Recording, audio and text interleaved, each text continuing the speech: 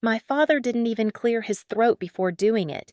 He just pushed a polished folder across the table and said my sister's name like it was a promise.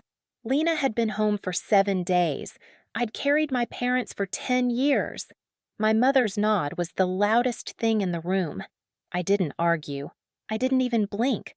I placed the power of attorney beside the house keys, the metal clinking sharp enough to cut the silence. Everyone thought I was surrendering, but when Lina opened the letter I'd left for her, she didn't read it twice. She couldn't. I grew up in hallways that smelled like antiseptic and lavender, their lights humming softly overhead. My father walked ahead of me with long, confident strides, greeting every resident by name. I used to trail behind him, pushing a wheelchair I was too small for, standing on my toes just to keep it straight. The metal would rattle and he'd glance back with a smile that never quite landed. "Careful, Cara," he'd say, then turn back to the person he wanted to impress. Lina didn't trail behind anyone. She floated. Dresses that swayed, curls that caught the light laughter that pulled eyes toward her like gravity.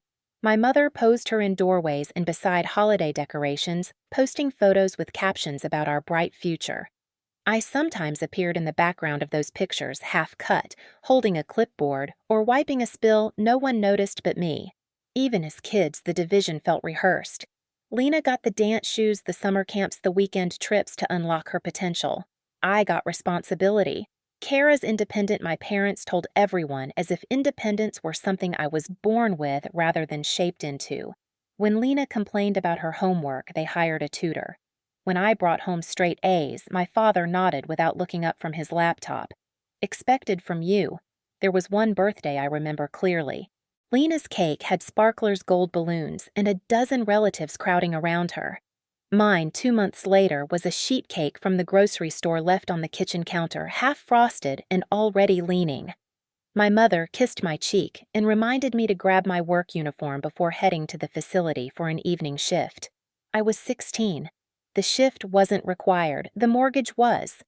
I didn't resent Lina then. She wasn't the one who set the rules. She simply thrived under them. But I learned early that wanting anything made me inconvenient. So I stopped wanting. I filled medication drawers, folded towels, helped residents write holiday cards. I became the girl who solved problems quietly, whose usefulness erased the need for praise. By the time I reached adulthood, the pattern had hardened. Lina left for the city to build a career in creative media, a dream my parents spoke of with reverence. When she called home, it was usually to ask for money. They always sent it. Meanwhile, my father fell ill, then my mother. The business faltered. Staff left. Regulations tightened. And the person they turned to was not the daughter they'd invested in. It was me. I signed the power of attorney on a vinyl hospital chair at 2 in the morning, my mother nodding as if this were inevitable. "You're good with the serious things," she whispered. It wasn't a compliment. It was confirmation of a role I'd never asked for. Some nights after long shifts, I'd catch my reflection in the facility's glass doors, straight posture, hair tied back, tablet in hand. I didn't look like someone in her 20s. I looked like someone who had already lived a life. I remember thinking even then that this was my place. Not chosen, assigned. That was the day I understood what my family believed. Lina was the face. I was the scaffolding. The shift came quietly, the way storms crawl in before anyone notices the sky has changed. At first, it was small things. An email chain I usually handled about state inspections arrived without my name attached. Then another about a staffing audit. Then a meeting scheduled at the office, succession planning, one I only heard about because a nurse asked why I wasn't presenting the operational report. I remember standing in the supply room, the air cold from the refrigeration unit, holding a box of wound dressings. My phone buzzed. A photo from my mother. Lina standing in front of the facility sign, smiling, her hair lifted by the wind. The caption, "Future Leadership." I stared at it long enough for the screen to dim. Another message followed, an invitation graphic, a family legacy celebration, gold lettering, a date, a location, no mention of my role, no consultation, just a card placed in my mailbox like a formality. That evening, I walked into my parents' kitchen. The air smelled like roasted peppers. My father stood by the counter speaking softly to Lina about vision, fresh ideas the next decade. My mother leaned against the island nodding. I waited for them to acknowledge me. They didn't. When my father finally noticed I was there, he offered a distracted smile. Cara, don't worry about the administrative stuff right now. You've done enough heavy lifting. It's time for Lina to take on bigger responsibilities. The word bigger echoed. Lina stood with her arms crossed, a polite smile on her lips, as if she were preparing for a stage entrance rather than a job. I opened my mouth to speak, but nothing came. My fingers tightened around the edge of my tablet. My mother reached over, touched my wrist lightly. You're good with the behind-the-scenes things, she said. Let her shine. Behind the scenes. The phrase landed heavier than anything else. Later that night, I found another folder on the dining table, financial projections drafted in Lina's handwriting, numbers inaccurate, proposals impossible, yet my parents had signed their initials in the corner. They had already decided. I sat down, the chair legs scraping softly against the floor. My breath steadied, thin but controlled. I looked at the papers again and felt something inside me settle, not break. I just smiled. I didn't react that night. I didn't argue or correct the numbers or remind them who had kept the system alive for a decade. I simply closed the folder, placed it back exactly where I found it, and walked upstairs. Each step felt steady, almost weightless, like I was leaving gravity behind. In my room, I sat on the edge of the bed. The walls were the same pale blue from my childhood, faded, familiar, indifferent. I kept my tablet beside me and let the dim screen glow across my hands. The house was quiet except for Lina's laugh drifting up the staircase, airy and bright, as if she had already stepped into her new role. I opened a blank document. No headings, no emotion, just space. Then I began. The first entry was a timeline. 10 years condensed into bullet points. Medical emergencies, regulatory freezes, staffing shortages, the year we almost lost Medicaid support, every crisis I stepped into because no one else knew how. The second entry was structural, licenses, compliance standards, vendor contracts, hospital partnerships.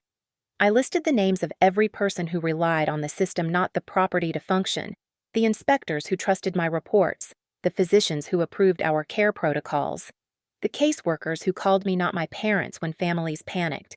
I didn't need to build a case. The case already existed. All I had to do was assemble it. The next morning before sunrise, I drove across Savannah, the streets quiet and washed in a faint gray. I parked outside Dr. Hale's office. He was already awake, lights on kettle steaming in the window. When he opened the door, he didn't ask why I was there. He simply stepped aside. His office smelled like cedar and old books, a place where truth arrived without theatrics. I placed my notes on the table. He read silently, glasses sliding down his nose, turning each page slowly as if measuring weight rather than words. When he finished, he leaned back. They're moving without you. I nodded. And you're done asking to be seen. Another nod. He tapped the edge of my timeline. You don't need revenge. You need structure. That afternoon, he called Ms. Rowan. She arrived with a leather portfolio under her arm and the kind of calm that comes from decades of navigating systems people underestimate. She reviewed everything I brought: contracts, emails, compliance logs, my power of attorney papers. She scanned each page with quick precision, lips tightening only when the numbers Lina drafted came up. They're planning a transfer, she said, but they don't understand what they're transferring. Explain it, I told her. She pointed at the licenses first. This is the real spine. Without it, the facilities are buildings, nothing more. Then she tapped the compliance protocols I'd written. This is intellectual property. You created it. Finally, she held up the summary of our partnerships. This is institutional capital. It follows the system, not the name. I sat very still. You can protect your work, she continued. Not with emotion, with boundaries. We spent the next week building a legal framework, a non-profit foundation designed to hold everything intangible: the brand, the protocols, the data system, the partnerships, not to own, but to safeguard. A structure that didn't serve a family image but the people in our care. Harbor Bridge Foundation. I chose the name quietly, a bridge built for those who needed steadiness. Under my authority as power of attorney, still fully valid, never rescinded, I executed each transfer with the precision of someone copying medication doses. Every document signed, notarized, filed. My parents, believing it was routine administrative cleanup for their health and business stability, signed honorary advisory roles without reading the fine lines. No ownership, no control. Just recognition for their name. When the work was done, I returned to operations as if nothing had changed. Moved through hallways, checked logs, adjusted schedules. Staff greeted me with the quiet respect of people who remembered who had kept them afloat. Lina drifted through rooms with a notebook and a soft smile offering color palette ideas for the website. My parents beamed every time she opened her mouth. The night before the legacy celebration, I sat alone in the small office tucked behind the nurse station. The fluorescent lights buzzed overhead. My tablet was open to one last document, a letter addressed to Lina. It wasn't angry or sharp. It wasn't an accusation. It was clarity.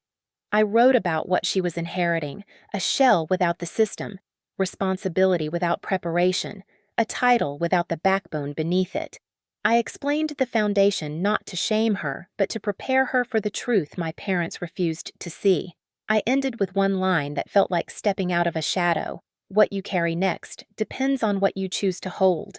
I printed the letter, folded it neatly, and slid it into a red envelope, a color that drew attention without noise. On the day of the celebration, I placed the envelope into my bag beside the keys and the POA document. 3 objects, 3 truths. This time, I wouldn't fix what they'd broken. This time, I would let the system speak for itself. The celebration looked warm from the doorway. Soft lights, crystal glasses, linen napkins folded like small, careful wishes. My parents stood near the head of the table, glowing in a way they hadn't in years. Lina sat between them, posture-perfect fingers grazing the stem of her glass as if she'd practiced for this moment. When my father tapped his spoon against a plate, the room quieted. His voice carried easily across the table. Thank you all for being here. Tonight, we honor the future of our family's work. He turned to Lina with a proud tilt of his chin. She's ready to lead. My mother nodded, lips curved into the soft smile she reserved for moments she believed were historic. She deserves it, she added. The words didn't sting. They simply confirmed everything I already understood.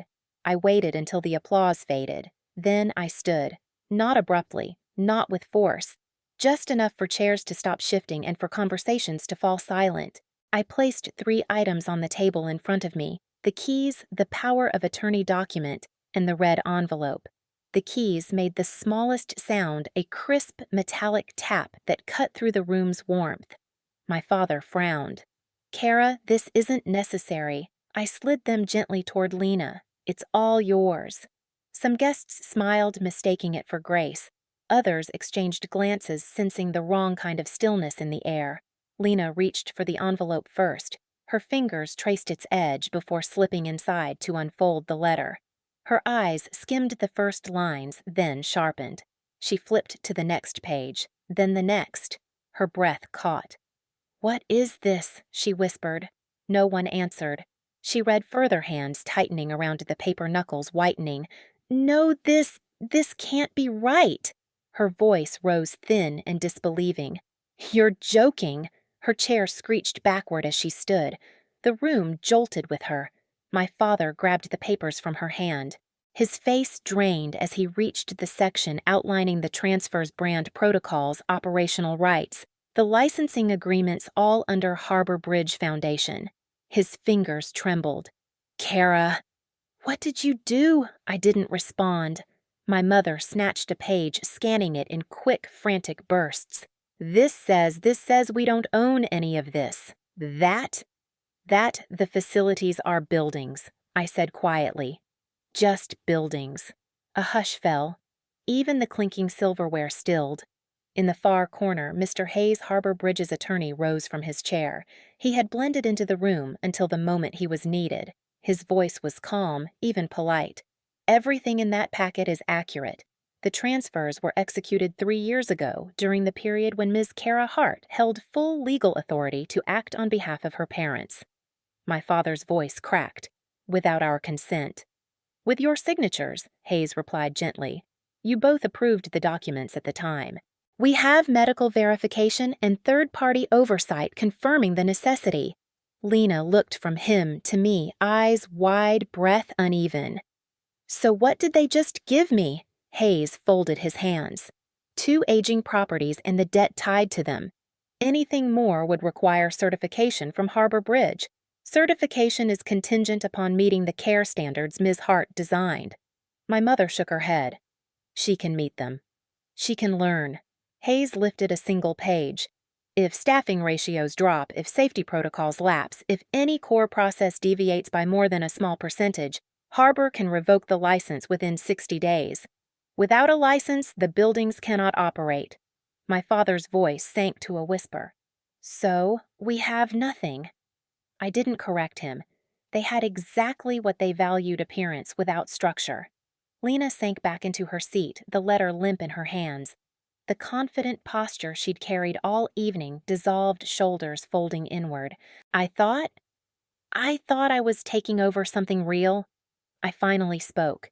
You were. The system, the responsibility, the work. You just never saw it. Hayes closed the folder. This arrangement protects the seniors, protects the staff. It is not punitive. It is structural.